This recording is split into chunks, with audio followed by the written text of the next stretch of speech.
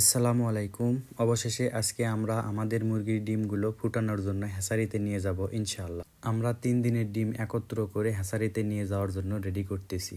এখন ডিমগুলো ক্যান্ডেলিং করে নিচ্ছি। প্রত্যেকটা ডিমই একটা একটা করে দেখে নিতে হয় খুব ভালো করে, যেমন খোসা পাতলা, ফাটা বা ছোট ডিমগুলো না যায়। কারণ একটা করে ডিম ফুটানো 3 টাকা করে নিয়ে থাকে। এমনিতেও অনেক খারাপ ডিম চলে যায়, বোঝা যায় না। আপনাদের মনে হয়তো প্রশ্ন আসতে পারে যে ডিমের সাথে ডিম বাড়ি কেন দিচ্ছি বা ঠোকা কেন দিচ্ছি।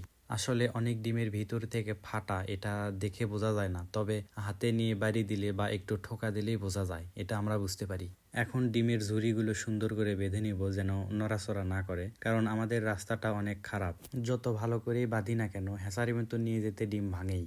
আমাদের খামারটা আমাদের এই গ্রামের ভিতরে, আর গ্রামের রাস্তাটা অনেক খারাপ। ডিমের ঝুড়িগুলো বাঁধাও শেষ, এখন এগুলো গাড়িতে উঠানোই হচ্ছে রিক্সি একটা কাজ। আল্লাহ না করুক একবার যদি হাত থেকে পড়ে যায় তো আর রক্ষা নেই। ডিমগুলো আমাদের গাড়িতে ওঠানো প্রায় শেষ। আমাদের মুরগির ডিমের এখনো ফুল প্রোডাকশন আসেনি, তবে আশা করা যায় অল্পের মধ্যেই চলে আসবে ইনশাআল্লাহ। এই হাইব্রিড জাতের মুরগির ডিম 65 থেকে 70% পর্যন্ত উঠে থাকে, তবে শেষ পর্যন্ত টিকে থাকে 55 থেকে 60%। আমাদের এদিকের কাজ সবই শেষ, এখন চলে যাব আমরা হ্যাচারিতে। এখন যেহেতু শীতকাল চলে এসেছে, সকালবেলা এবং সন্ধ্যার পরে ঠান্ডা লাগে। ও গাড়ির আগেই দৌড়ে চলে গেল ওর শীতের কোটটি আনতে, কারণ আমাদের ফিরতে রাত হবে। এখন যাচ্ছি আমরা হ্যাচারিতে, আর আমাদের বাড়ি থেকে হ্যাচারির রাস্তা প্রায় 6 কিলোর মতো। এখানে আসতে আমাদের সন্ধ্যা হয়েছে, তো এসে দেখলাম এখানকার যে ওয়ার্কাররা বা টেকনিশিয়ান আছে তারা অন্য কারো মুরগির ডিমগুলো ট্রেতে সাজিয়ে নিচ্ছে।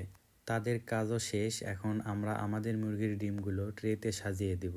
এই ডিমগুলো তারা রাত 9টার পরে ইনকিউবেটরে সেটিং দেয়, তাই অতক্ষণ দেরি না করে আমাদের ডিমগুলো সাজিয়ে দিয়ে আমরা চলে এসেছি। তো সবাই ভালো থাকবেন আর আমাদের জন্য দোয়া করবেন। আসসালামু আলাইকুম ওয়া রাহমাতুল্লাহ।